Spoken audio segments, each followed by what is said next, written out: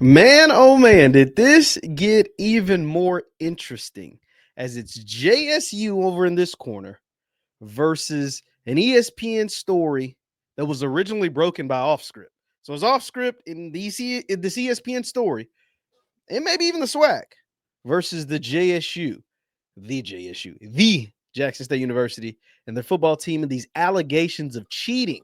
Let's talk about it and kind of dive into it. It's something we've talked about before after the bumper. Stay tuned.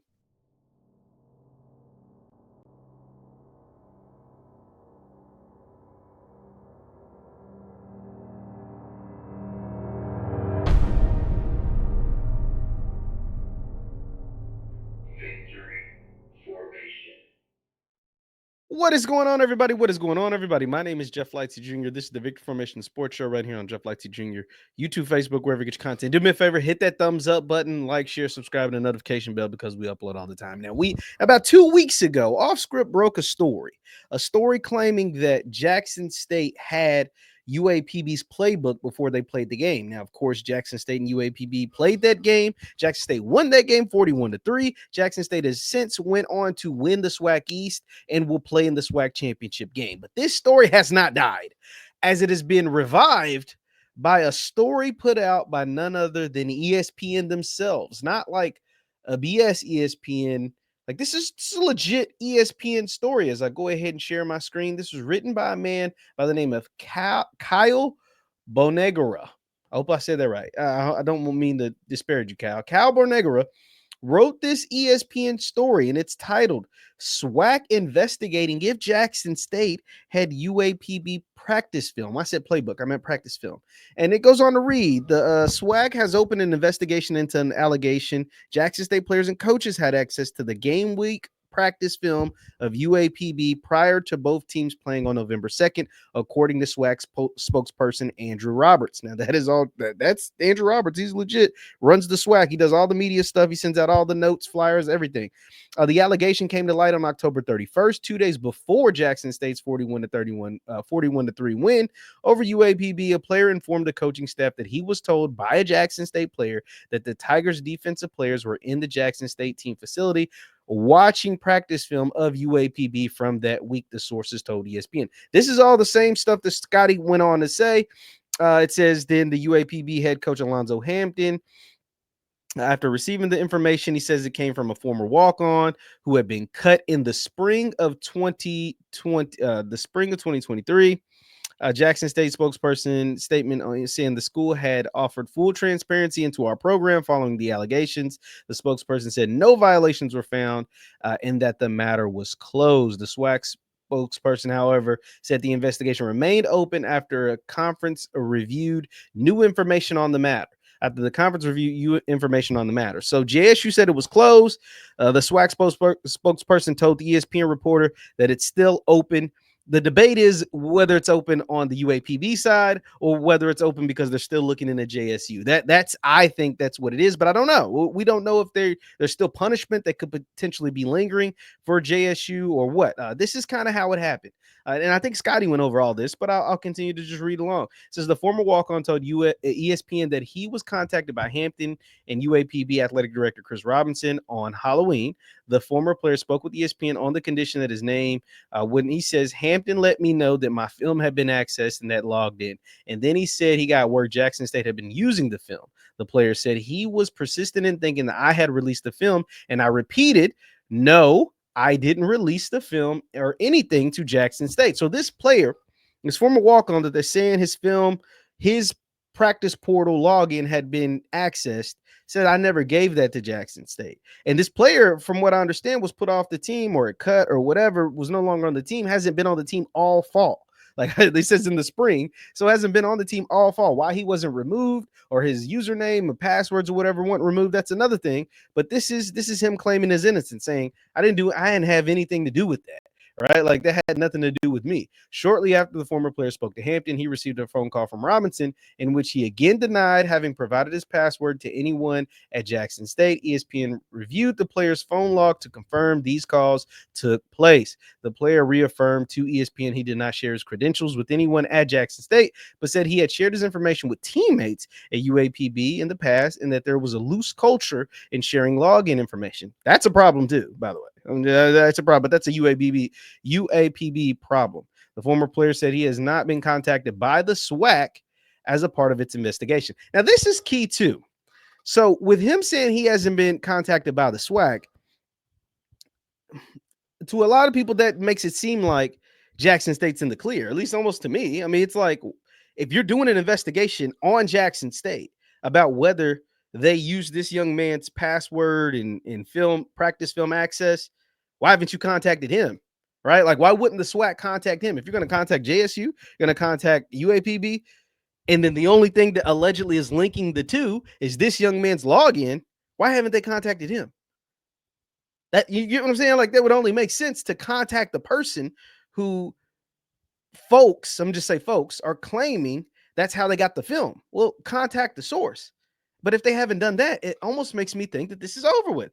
He said he first received access to the software in the spring of 23 and was not aware of his credentials were still active until Hampton called him. It's unclear why UAPB had not removed his access as he was no longer on the team.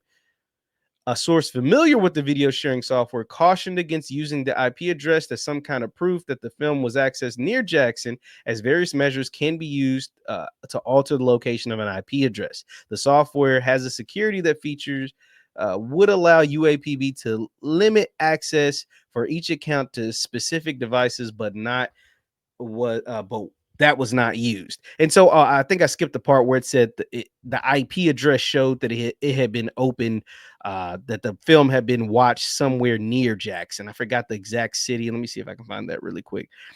The Clinton, Mississippi. So it says the IP address connected to the account when accessed the practice video was assigned to Clinton, Mississippi, a town neighbors Jackson, a source says. So that's the part that they're saying, like, hey, the IP shows that it was accessed somewhere near Jackson in Clinton, Mississippi. But then also another source says that the IP address can, this is the video sharing software cautioned against using IP addresses as some kind of proof that the film was accessed near Jackson, as various measures can be used to alter the location of the IP address. So those two kind of knock each other out. If one is saying, yeah, the IP was open near Jackson in Clinton, Mississippi, this person who says they're familiar with the software says that can actually be altered, right? Like that's not the end all be all. That can actually be altered. So that is interesting.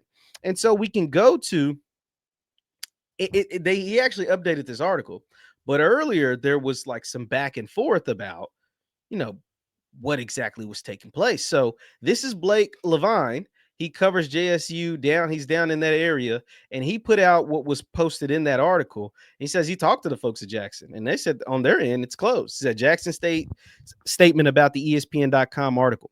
Quote, we are aware of the allegations brought to the attention of the conference. After working with the conference office and having full transparency into our program, no violations were found, and the matter was closed. So JSU sticking to this, and I don't imagine they'll put out another statement because they're saying, hey, we did our part. We didn't have nothing to hide, and the investigation's closed. But this is where, and he posted this in his article, Kyle came back after that tweet and said, I just talked to the office again, and they said that's not true. And so Jackson State issued a statement after the story was published saying the investigation is closed. This is incorrect.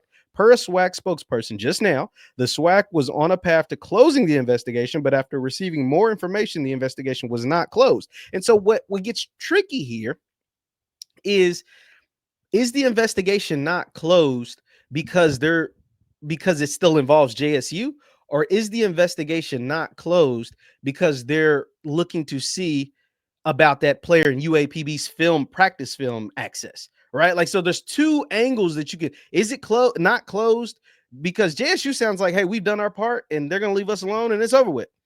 But his statement is saying, like, no, it's still open. But what part of the investigation is still open? Is it still open because they're still looking into JSU, or is it still open because they're looking into who actually still had access to UAPB's film? And because it sounds like they may have cleared Jackson State, but maybe still want to know, well, who the hell did have access? And UAPB, why in the hell are people getting access to y'all practice film? Or why are y'all putting y'all practice film online? Right? Like, so those type of things are questions, are legit questions. And let me see if I got some more tweets, because this is pretty interesting to see this go back and forth. Oh, and of course, one of the JSU players, to say is Guthrie, who has always been outspoken. He had some things to say about everything that's going on. So this is a tweet put out by Isaias. He says, dude had 936 yards before they played us, was giving teams hell with 3 touchdowns in a game, 180 yards receiving in the game, etc. We doubled their only playmaker. That's how they lost. People stopped making things so difficult. So that was one tweet Isaias put out, but he wasn't done. he was not done. He even had to respond to one of Kyle's tweets. So this is what he had to say to Kyle about what was going on with that. So he said, "Oh, let me see. There we go." So that's when the investigation. He said, "Now I'm just a grad student with a bachelor's of science with summa cum laude. But after reading this, it sounds like UAPB's prior student athlete is the one that is being investigated and not Jackson State." So he has kind of like the same questions that we have. Are they still investigating the player? Are they still investigating UAPB, the school? Or are they actually still investigating Jackson State? So that remains to be seen. And I guess we can only wait until more info is put out there. Because this is, like I said, this is all new. This is all new. This is all brand new, brand stinking new, about like new information. But what is the truth? Right? Like, who do you actually believe? Do you believe JSU and the fact that, hey, they put out their statement, and I guarantee you that they probably won't put out another one? Or do you believe Scotty, UAPB, and this ESPN article that's saying, hey, they actually had access to UAPB's film? We don't it was open near their campus and not on campus. And there's this story of players telling this young man that they had access to the film, but no players come out and said that. All right. Like nobody's come out and said, no player, at least not that I know of. I could be wrong, but no player from UAPB has come out and said, like, yeah, Jackson State told me they had access to our practice film. Because the player that they actually talked to, the former walk-on whose account had been compromised, allegedly, came out and said, no, I never gave my account to anyone. And if it got compromised, it just got compromised because someone was able to do it. But it wasn't me password sharing or username sharing or anything like that. So I think that's the biggest notch in JSU's hat. And that's why I continue to think that I don't think this actually happened with Jackson State, because the player, the only one who's going on record, now he didn't use his name, but he confirmed to the reporter and to UAPB or whoever, the only one that's willing to go on record and say that, no, he's denying everything. Like, he's the only one. There's no UAPB player, active player, come out and saying, yes, someone from Jackson State told me they had our practice film. And then no one said who the someone from Jackson State is, right? Like, so if no one's willing to do that, it's hard for me to believe. And your only proof is that his account was allegedly opened in Clinton, Mississippi, not on their campus, not in a dorm, not in a practice facility, but in a city, not very far from Jackson, but 20 minutes outside of Jackson. So you get what I'm saying? Like, so that's the only thing that's really got me thinking, like, I don't know, man. I don't think. And then once again, UAPB weren't the juggernauts of the conference. They aren't the juggernauts of the conference. They have like 3 wins on the season. So it's like, do you really need their practice film to beat them, especially when you're able to beat them 41-3? I don't know, man. Especially when you did most of your damage on the ground running the ball. That has nothing to do with having somebody's practice film. Running the ball and them not being able to stop you from running the ball, beating them 41-3, Irv Mulligan or whoever going off. Like, it's just hard. It's hard for me to believe. But I'm curious on who's telling the truth in your opinion. Is it ESPN and their article and Scotty and his reporting? Or is it Jackson State? Because no real hard sticking evidence seems to be coming against them. Now, if the SWAC investigation is still open, maybe there's something that they can find, right? Like, maybe they'll have more burden of proof. But if your only quote unquote proof is a player who's saying he didn't do it, it's kind of a hard sell, right? Like, when your only proof as of now, at least as of now, is a player who's saying, no, I never gave my stuff to them. if it happened with them, then they figured it out. But I never gave my stuff. And if that's your only proof and he's denying it, and then your second only proof is that players said JSU players were calling them, but they're not saying who from JSU called them, or there's no player from UAPB actually stepping up saying, yeah, I'm the one who said JSU called me, and XYZ from JSU did call me and told me they had our practice film.